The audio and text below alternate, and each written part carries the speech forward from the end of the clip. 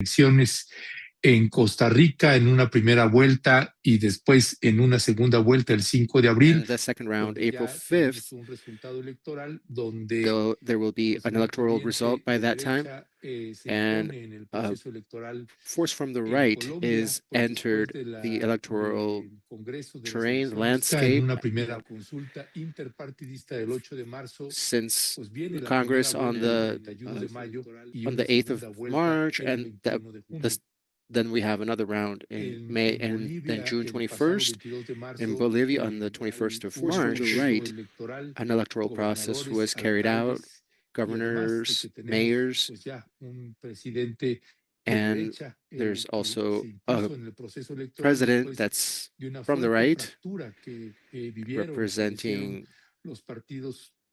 and this comes after some divisions in the right. Also in Peru, the first round is being carried out that on the 12th of April. In that round, also very complex, Fujimori, from the also a party on the right, extreme right, we could say, is leading. There will be a second round that is still unclear. The other candidate will be Roberto Sanchez, which is close to Pedro Castillo and his party, who is currently in prison. And then a surprise candidate came from the 6th up to the 2nd place, so there is a dispute going on right now. Also, there's another candidate on the right, Arraga. So in Peru, this is playing out. Keiko Fujimori, the candidate on the right, will be going up against another candidate from also the right or from the left. And then 20 points ahead, we saw a right candidate enter office in Honduras. This was a very complex electoral process as well. After two candidates from the right, Furia and Nasralla, they got 80% of the total vote. This also with electoral fraud and the intervention of Donald Trump. So we have that new president in Honduras. And then also in Argentina, Javier Milei, surprising many, has also established his candidacy, and this with the support of the United States. Donald Trump has publicly, before the election, announced a loan going to Argentina, and also he stated the condition that this requires that Milei be elected. And so, and now we're following the electoral process in Colombia. For today's presentation, I'd like to introduce our panelists. We have Aura Camargo Mercado. She is a social leader, Afro-Colombian, a psychologist, and a survivor of armed conflict. She was candidate to the House of Representatives for the Department of Bolivar through the Special Transitory Peace District nomination. She works on public policy, focusing on gender, and she's dedicated her work to the transformation of her own community. She is currently the coordinator of Cimarronaje Caribe, and she participates in spaces for Caribbean interactions in women's movements. We also have with us Ruben Acosta Ortiz. He is a specialist in criminal law studied law, processual litigation, criminology in Argentina. He's carried out special studies in Spain, Italy, and other places. And he's a specialist in litigation strategy. He is currently a member of CESJUL and a delegate to the National Electoral Council. We welcome both of you. Thank you for being with us, Ruben and Aura. Good evening to both of you. A warm greeting, Ernesto. Greetings, Aura. And greetings to everyone that has joined today. Thanks to the institutions and the actors that have made this possible. We are here to respond to your questions and your concerns. Thank you. Aura Camargo Mercado, welcome. Aura, no está, si puedes encender. Aura, is your microphone activated? Cámara y el audio. Eso es. Y si puede bajar un poquito la cámara para poder tenerla más also tan amable. Eso es. Change the angle of your camera. ¿Está con un celular? Are you on a cellular? Sí, estoy con un celular. Yes, I am on a cellular. De manera horizontal. Could you please put it horizontally? Would you be so kind? Regáleme un segundo. Yes, one moment. Bueno, si les parece bien, mientras Aura moving ahead as Aura adjusts her camera, Rubén Dario, let's take advantage of the time. And Jerónimo or Luis Enrique, if you could please support Aura with her technical, with the technical parts there. Rubén Dario, there's an electoral process in Ciernes. It's very complex, and as CESJUL and you yourself have extensive experience with these types of electoral processes. And on the 8th of March in Colombia, a new Congress was elected. How do you see that? What's the new configuration like? The first thing to mention regarding the elections is that these are regional processes, regional and national processes, choosing representatives for the Camera and the Congress. There's a bicameral system, a representative system in Colombia. The results were very interesting. The government's party, Pacto Histórico, Historical Pact, showed an increase in participation in the Congress. As you all know, this party right now does not have a majority. It continues to not have a majority. It still doesn't have one, but it closed that gap. It made some headway, and now it can negotiate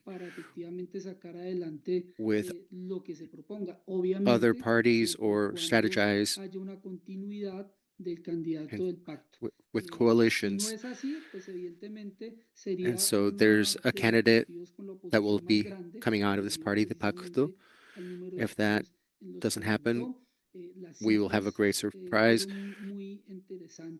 The figures were very interesting in terms of participation, but political participation, because there's a component to this. Parallel to this, there was an election, the internal elections of the parties, within the parties. And this was also very interesting. The candidates that were involved. And here we can highlight the internal elections process of the Pacto Histórico party, even though they didn't have the candidate that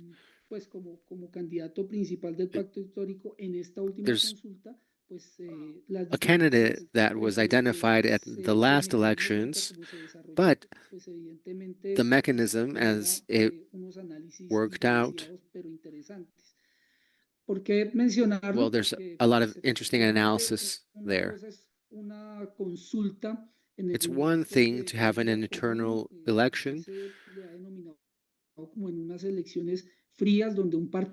This was a cold contest.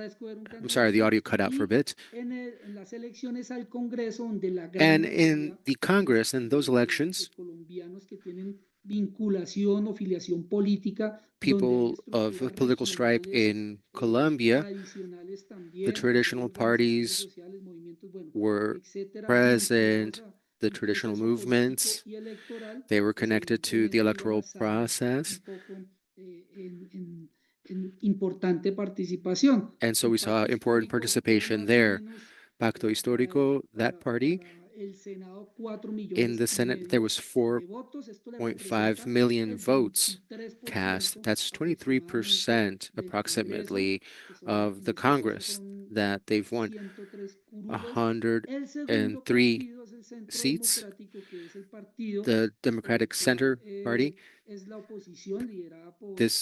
would be the opposition led by ex-President Álvaro Uribe. The Conservative Party is also present. 16 seats were received by this party, and they are engaged in different alliances with other parties. And that will generate interesting processes internally. The candidate that received the most votes from the Colombian right, the Central Democrat, here there was more than 3 million votes.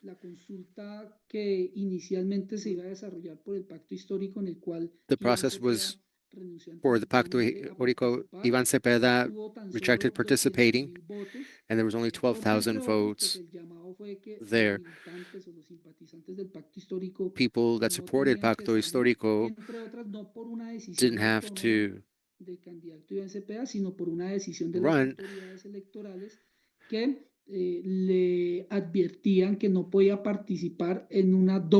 were informed that this candidate could not participate in two different elections. There were some legal rules that were brought in and things were not fully resolved. There were some sanctions that were delivered, and so he decided to not participate. But 1.5 million votes were cast here, and it didn't go into a broader process, a second election. Thank you very much, Ruben. Compañera Aura Camargo Mercado, en este contexto electoral que encierra in this electoral context, in this process in Colombia, where there isn't a clear majority in Congress, this is playing out in a very particular moment. For the first time, there is a left candidate like Gustavo Petro, who's entered presidency and finishing with his administration and with this experience that all that has entailed, having Gustavo Petro as president. And now with this new result where we don't see any majorities in Congress, what is the scenario from your perspective? How difficult will it be to have governance? Yes, as our colleague Ruben was saying, there's been some headway in the ways that decisions are being taken by communities.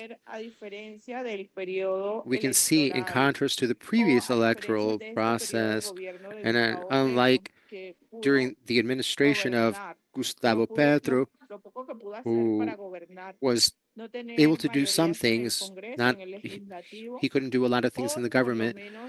Well, now,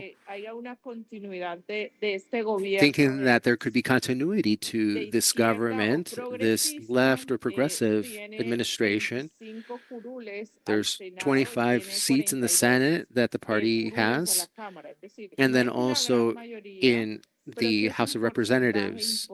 So it's not a majority, but it is a very important percentage that they have, and it's going to impact Colombian politics. It's difficult to govern when you have a national government, but no territorial governments. And here, I'll talk about Bolívar as an example. In the department of Bolívar, we have, out of 45 of the municipalities in Bolívar, 80% of the mayors are from the Conservative Party. And then the other 20% is different parties, which is to say in Bolívar, we don't have one mayor that is progressive. And so the difficulties that the government has here are huge. The risks are significant. Organizing power to the point that it would allow development, political development, cultural development, social development for the people and for the communities, it's all very difficult. There are situations of vulnerability have been established through all of this or have been generated. People think that it's important to continue to open spaces for participation. One of the wins that we do have in Congress today is that Pacto Histórico, as my colleague was saying, they were able to appear or have broader lists, and that allowed women to participate, more women. But the gender gap is still very clear in the Congress. Just because there was these special lists for candidates coming from the parties that had the most votes or the most number of senators, you had those special lists, but the participation of women, it's still an issue. There's still a gap. And it's perhaps more serious because previously it was gender, but now we see also inequalities. For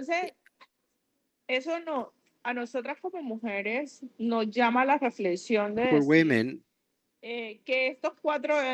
or as a woman, it strikes me that during these administration, I wonder what will be the role of women to reduce the systemic violences, the violation of women's rights. This is not to say that men aren't considering this in public policy, but when it comes to law, we can talk about reproductive protections.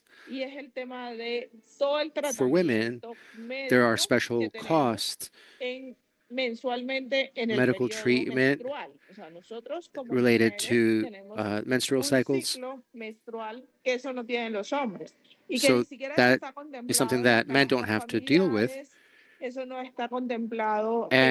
that is never considered in the salaries, in payments and wages. Women are already paid less than their male counterparts. And so this is going to be a huge challenge for the new government, whether it's a progressive government or a government on the right.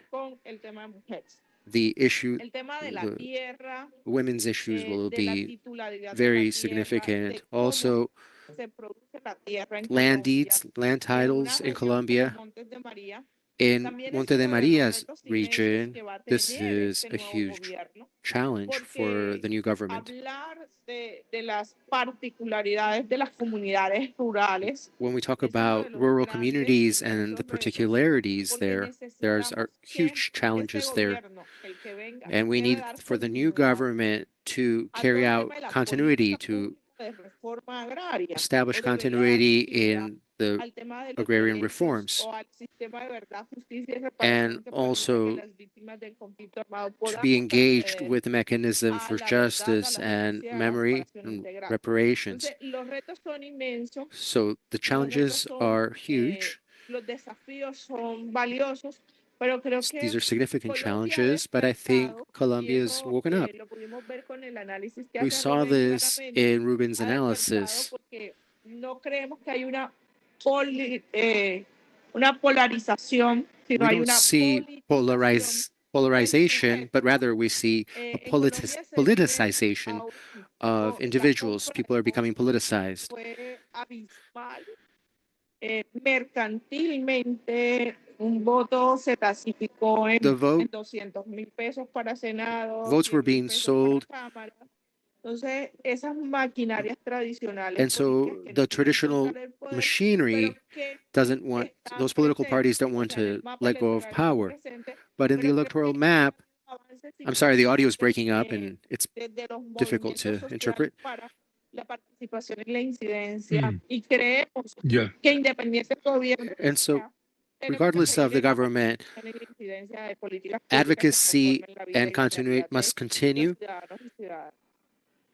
Muchas gracias, Aura, Thank you Aura very much, Camargo. Aura Camargo. Rubén Darío Acosta, Ruben Dario Acosta. a la hora que te presentaba, y me gustaría, si pudieras When I también was introducing you, explicarle a la audiencia, te voy a hacer dos preguntas. La I una, mentioned this, and pues que eres for the delegado benefit de of our audience, I escrutinio had ante two el Consejo questions Nacional for you. Electoral You de are Colombia, si pudieras involved with explicarle a the la audiencia cuál es la congressional función de un delegado delegation, en ese or you're a sentido. delegate for the Y esta segunda Congress. If you pregunta, could explain to us que what that pues dentro de este is, how that proceso works, de and also escrutinio if you could electoral tell en us Colombia, during the pues si fueras political tan amable también de explicarle y upcoming compartirle process, con la how things are audiencia, monitored or pues scrutinized. cómo funciona este How sistema does that electoral en work? Colombia, The a electoral diferencia system de in otros Colombia, how países, does it differ para que se from pueda those of ir other entendiendo lo que se countries? avecina en el Help proceso us to electoral. understand what's upcoming, how this will impact the electoral process. Yes, thank you for your question. First, to clarify, I'm not a delegate of the CTE. I'm in a transitional role that is filled during the scrutinizing period, the period of monitoring. And so once those elections finish, that my role ends with that process. To the second question that you've asked, as far as how the Colombian electoral system works, I'll address that. How does the Colombian system work? We have two different organisms. They are separate, but they share a responsibility. One is the National Registry that coordinates the electoral operations, the logistics, the monitoring. And then there's a different organ, the National Electoral Council, that supervises the financing of the campaigns and also compliance with election rules.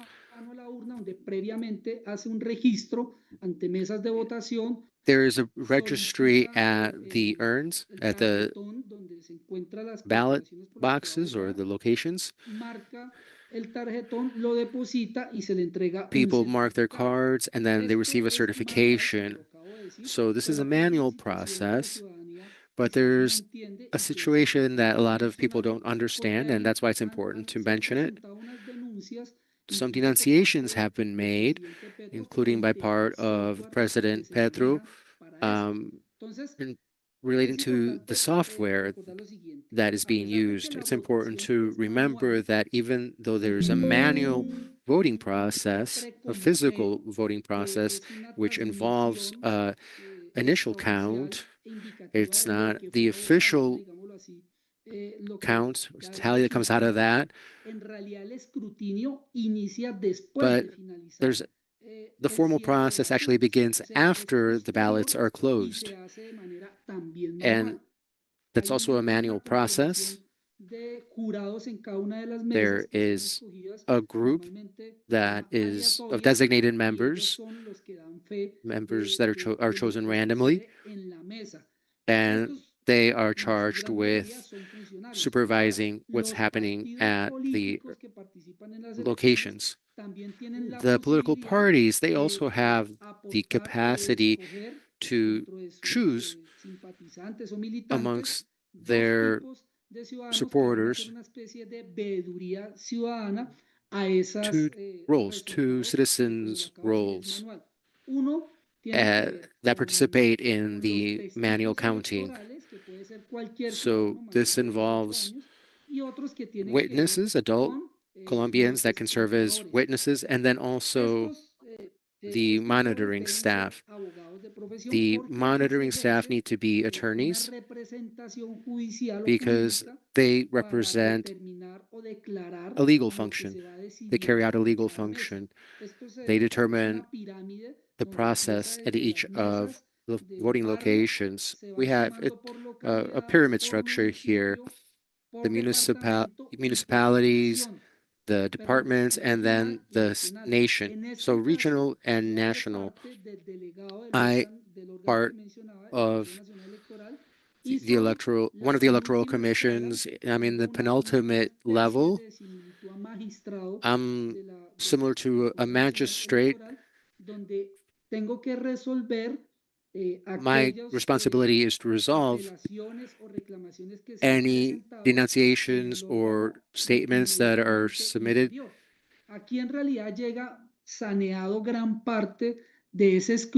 A lot of what we work with has to do with the monitoring, and we have to make immediate decisions. We accredit or formalize the win by any candidate. Now, talking about the software,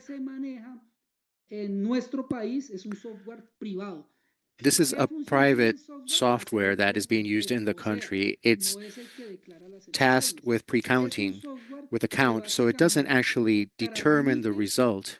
So the software just transfers the data from the vote that happens at the locations, the manual vote, it registers that data. And so the state commission, which is the most important entity here, think of it as a high administrative court. You think that there would be, that they would have their own software. There's Thomas Gretz and Anson Company. Perhaps you've heard of them. And they have controlled the databases in Colombia and also in other countries. This has been questioned. That's an ongoing debate that is in litigation. In our country, because of this system, we know there were actually some investigations. There was an investigation, there was recordings, and a candidate was established to have a relationship with a particular entity, and that set off some alarms. Some sectors have complained about an auditing function, something that could audit that software. So right now, even though the software doesn't declare the winner, it still informs, it has data about who can be the president ahead of time. And so that generates some ambiguity, that generates a difficult situation. So those two things together contribute to tensions, and these will be impacting the upcoming elections. Thank you very much, Ruben. Thanks for clarifying the scenario. I know it's complicated. I'm very interested in the information that you've provided us. We may have opportunities to do some special programs to further understand the electoral process in Colombia. Before moving to Aura, do you think that the results of the software are trustworthy? Well, it's not that they're not trustworthy. It's just that it requires certain guarantees for the citizens so that citizens can know what's going on. I think in democracies, it's not so important. It's not so much important the vote as it is to know understand where your vote, how it worked, and what process it was involved in. You can vote, but you need to know how that vote is operating. Right after I vote, who's going to take care of my vote? So that's what I'm talking about. This software that transmits data, and actually, to be very open about it, we realized that there weren't any significant changes when we compared the general vote and then that report. And then when we compare that to the counts at each location, at each table, after all of the processes were resolved, we didn't see any significant discrepancies. In social media, it didn't reflect that. Social media was very active. People were concerned. People were alarmed. But internally, in the process itself, there wasn't any discrepancies. Nothing signaled fraud, although we are concerned about the selling of votes, which is a different issue. Thank you. Aura Camargo, as a social leader and candidate in the House of Representatives, in the special for CITREP, the special transitory peace districts, these have been in existence for about a decade. It came out of policy rejecting war. How has this all worked out? Where are we at today? Particularly being a victim of the violence, how do you look at it all now? Well, this issue, I'm sorry, her audio is not clear. I'm sorry to interrupt you. We have some audio issues. Luis Enrique, do we have any recommendations? How can we overcome that? Yes, could you disconnect or actually, let's, before you do that, testing. Are you near to your Wi-Fi modem? Sí, estoy cerca del internet. Yeah, I'm near it. Okay. Bueno, vamos a probar a ver si se corrige ahorita porque es okay, let's see if we can.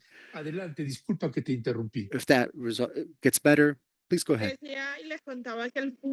Yes, I was saying that the point 2 of the peace accords talks about reparations for victims and democracy.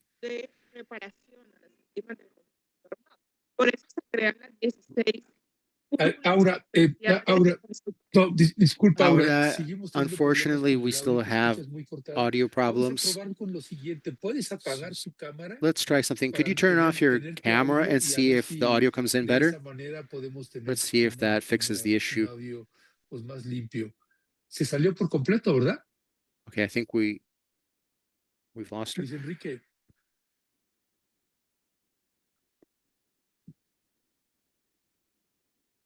I'm sorry, let me just get to that. Bueno, vamos a aprovechar ahorita mientras intentamos Okay, we'll take recuperar advantage a Aura, as we que wait for finalmente that to be Rubén resolved. Darío, y como Yes, I think finalmente she Rubén Darío, como sucede is not en with us. zonas agrestes, And zonas complejas, pues la velocidad de Ruben conexión Dario, es as we parte de know, los grandes problemas en materia the de connectivity in many comunicación. Y regions en is este a caso, ojalá, common ojalá issue. podamos recuperar And a hopefully Aura. we can Y get yo Aura back aprovecharía with también, us, pues aprovechando ahorita el tiempo que taking tenemos, advantage of the time Rubén, that we have. pues en el proceso electoral que ustedes Ruben, están in the electoral viviendo ahí, process pues that is vimos, unfolding ya in está Aura. Colombia. A ver, Aura. Oh, we have Aura. Hola, ¿me Yes. escuchan mejor?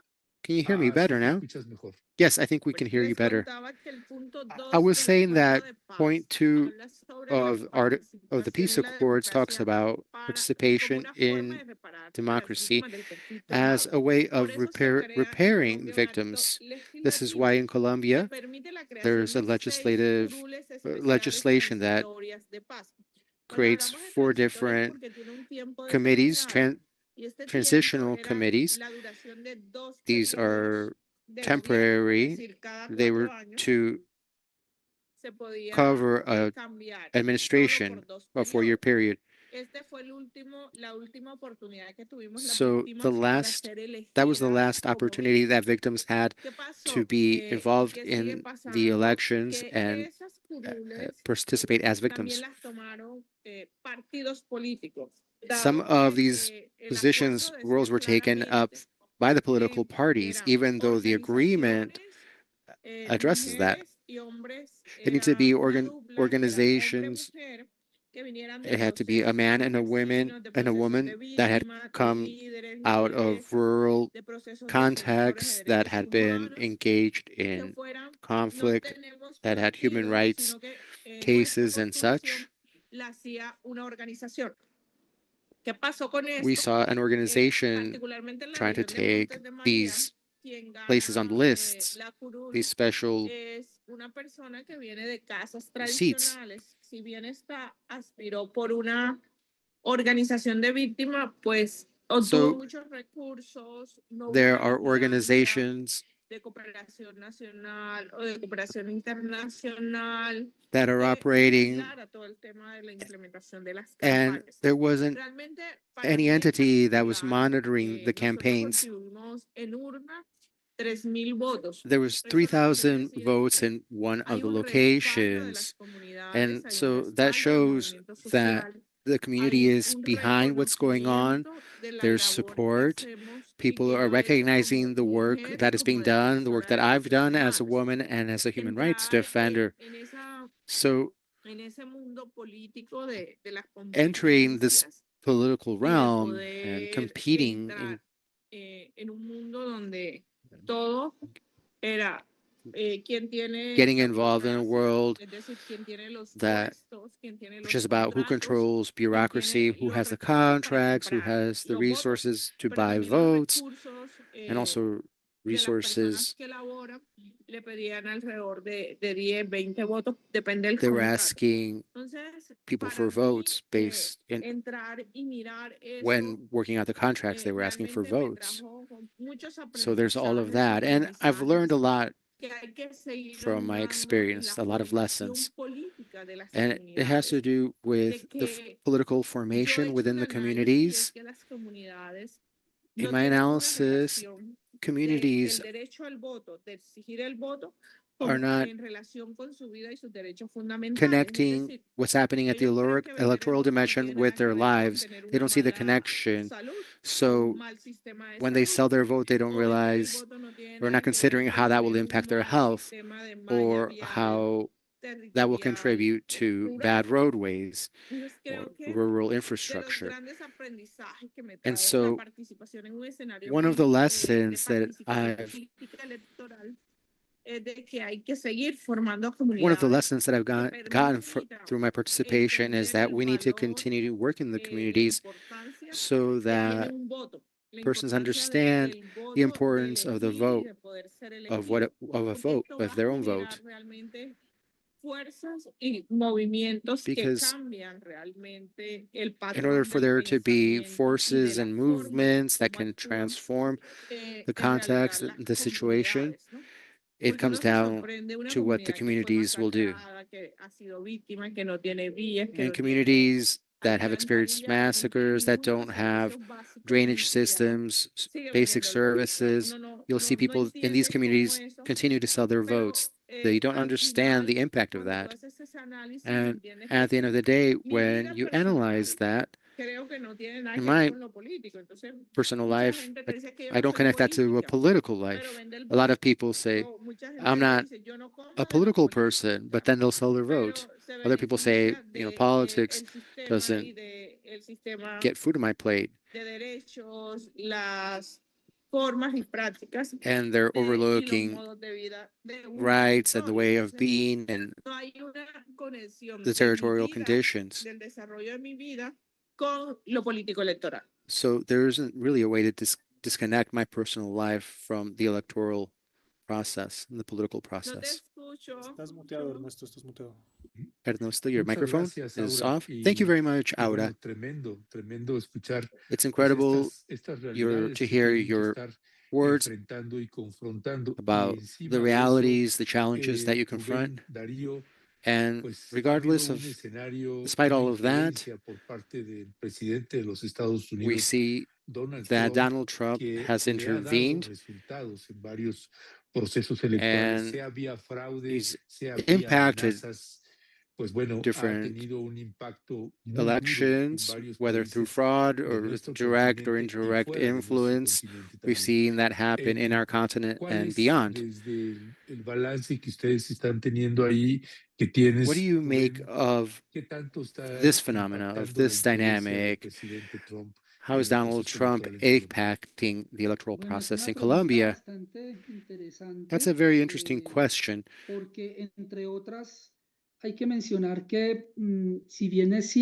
It's important to say that when it comes to the relationship with the United States, there's great pressure there.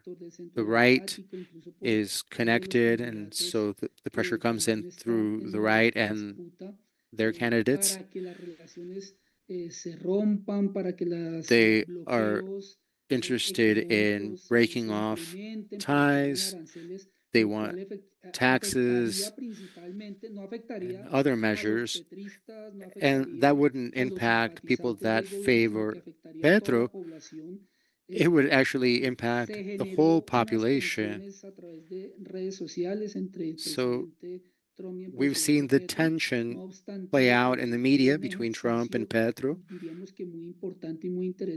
It's been a very important process, very interesting. We see President Petro going to the White House and getting some important results. This isn't to say that the dynamic is going to change, that the relationship is going to be altered significantly, but it showed that that relationship is workable. We have to be realistic, of course, and understand that there are geopolitical interests here, economic interests. And when faced with a head of state that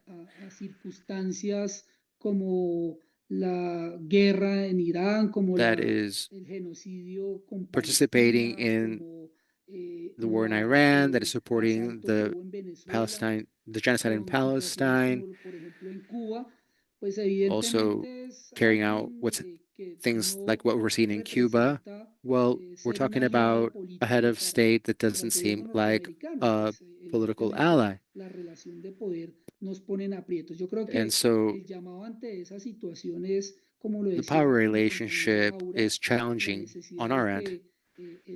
As Aura was saying, it's important that the communities, the rural groups, also people in cities, that the people, those that have experienced economic and political difficulties, as well as an economic crisis and a pandemic, and experienced or dealt with high rates of unemployment, and all as a result of political decisions having to do with the Venezuelan government. Well, we see rates of growth that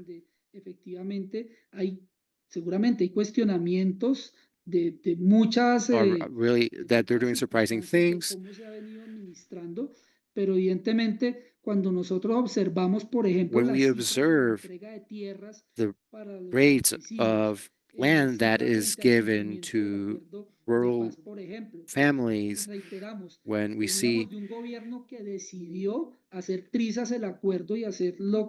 we had a government that ripped up the accord.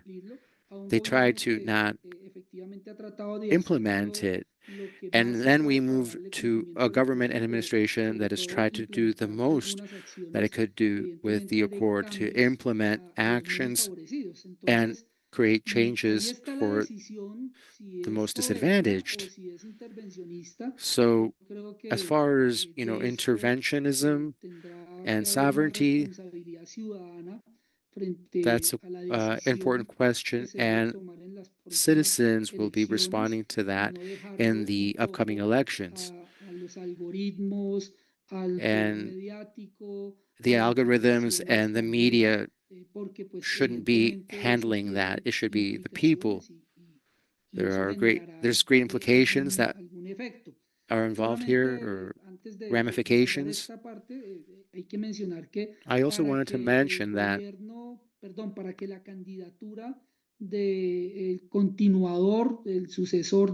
for the predecessor of Gustavo Petro, if Ivan Cepeda is going to be in the first round, he needs 11 million votes, perhaps more. And if we compare that with the elections 4 years ago, and we consider the potential increase in elections at Congress and also the presidency, well, we're talking about 11 million votes. Petro won by a very small margin on the second round. So I don't think we're seeing polarization in the political terrain. I think that's more happening at the level of the media. That's where the polarization exists. But people are getting politicized. People in rural regions are receiving lands, and that's going to motivate them to get politically engaged. Military members that previously were exposed to conflict and bullets, they've also are experiencing big changes in their lives. Also, community organizations, people that took care of children in communities. There's been all kinds of social policy that has responded to that, and that's going to impact the way that people vote in the elections. Thank you very much, Dario. Ahora, Camargo, we have 9 minutes left in this program, and in 4.5 minutes for each of you, I'd like to ask you to have some final words. I'll let you know when you have 1 minute left. Ahora, Camargo, we're 1 month away from the elections, 31st of May, so a month and a half. What's at stake here for the victims of the conflict, for indigenous and Afro-descendant communities, for rural communities?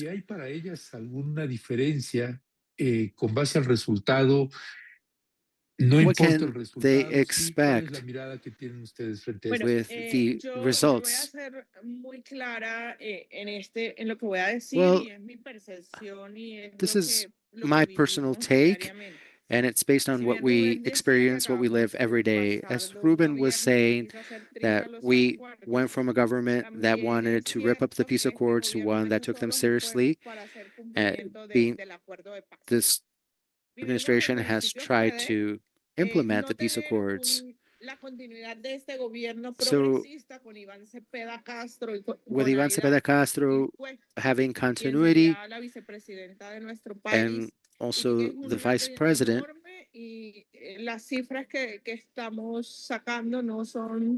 the figures that we're seeing right now, it's 11 million. We're seeing actually 12 million,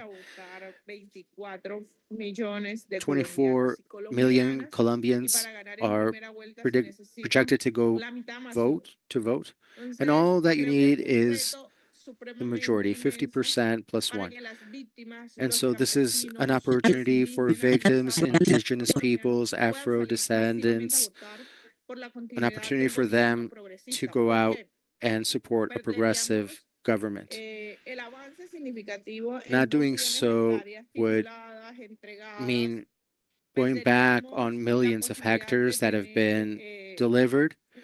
We would lose access to justice and opportunities for constructing peace.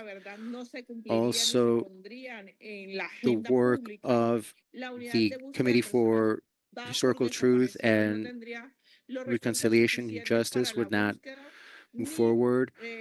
There would not be resources for searches, and that whole function would be moved over to a second level or smaller or more contained area of government with Ley 1428, which was renewed and covered integral reparations and health services. All of that is at risk for victims to not to be able to have access to truth, justice, and reparations. That's a huge thing. And also for indigenous peoples, as concerns the respect for our ways of life and our traditions and culture, we could say that there could be a recolonization because so many of the work that we've carried out and showing the value of being Black, of being indigenous, we've been working around those issues. And now to change to not having a guarantee of your rights, a right to free, prior, and informed consent, that would be a huge step backwards. To have restrictions on the expression of diverse communities, because other candidates have said that they wouldn't support that they would not support sexual orientation, or they would not recognize diversity in that area. So everyone that is for human rights would have to go into exile. It would just be a return to the violence in Colombia again. Thank you very much, Aura Camargo. And Ruben Dario, for your final remarks, Aura is mentioning even exile. And looking at the regional context, looking at South America, we recognize a very complex terrain or landscape. The electoral process in Colombia is going to is something that we are very eager to understand how it impact the region. So how do you think the electoral process will move forward, and what should organizations and civil society and be on alert for? CESUL works not just in Bogota.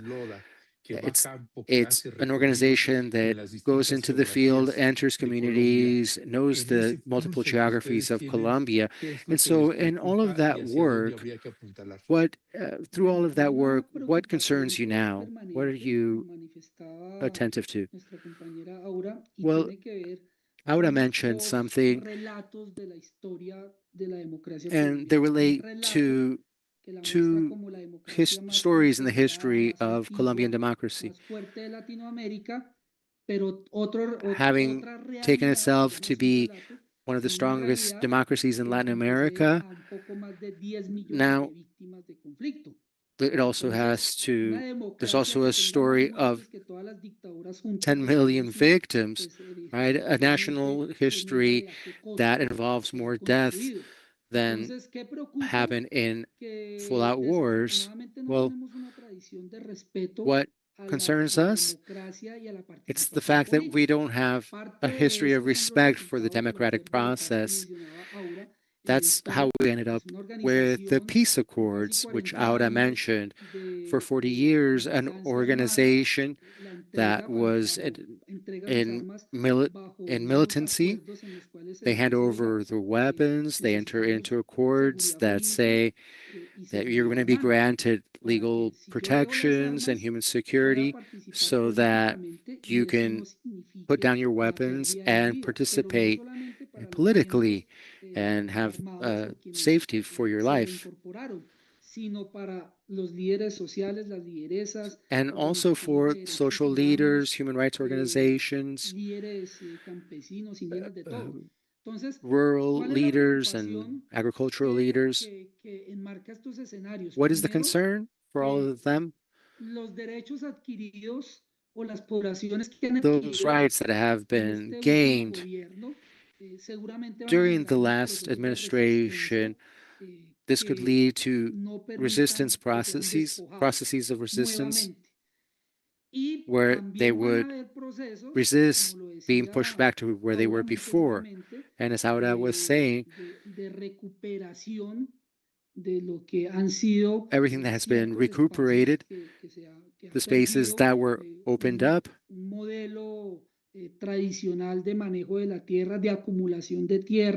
there had been a traditional system for using lands. People had been displaced from their lands, pushed out of their territories. 20, 30 years after the paramilitary, we now see that the great landowners came out of that process. Those that are engaged in mining and monoagricultural projects, it seems like you could look at this as an economic project. People continue to get rich off of that. And so one of the risks is returning to those models. And also these threats, well, if we don't win, then we're going to make sure that things are complicated and we're going to take it out on the society. And so the important thing is for people to participate, and that is what democracy in the country depends on. I want to invite everyone to check out the CESUL platform. We have created a tool there that allows people to make decisions. One of the important thing is understanding that if you don't have the information, you don't have a way forward. And a lot of times the information is stuck in social media and the algorithm controls everything. And so this is a platform that allows you to get information in real time about what's happening in the country and allows you to map how the voting terrain, the electoral terrain, also understanding the distribution of human rights violations, and we're relying on open platforms. And so we hope that that will be a contribution for anyone that's doing analysis for people in the country and abroad.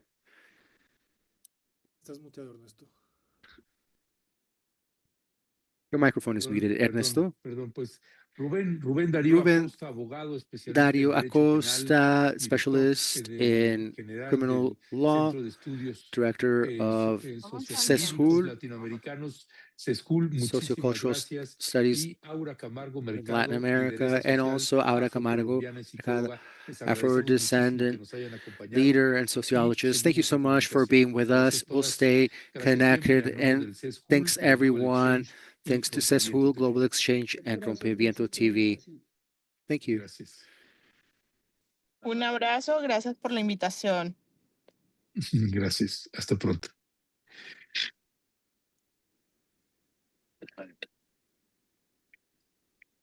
Thank you very much, everyone. Bueno, muchas gracias, Marco, Rubén.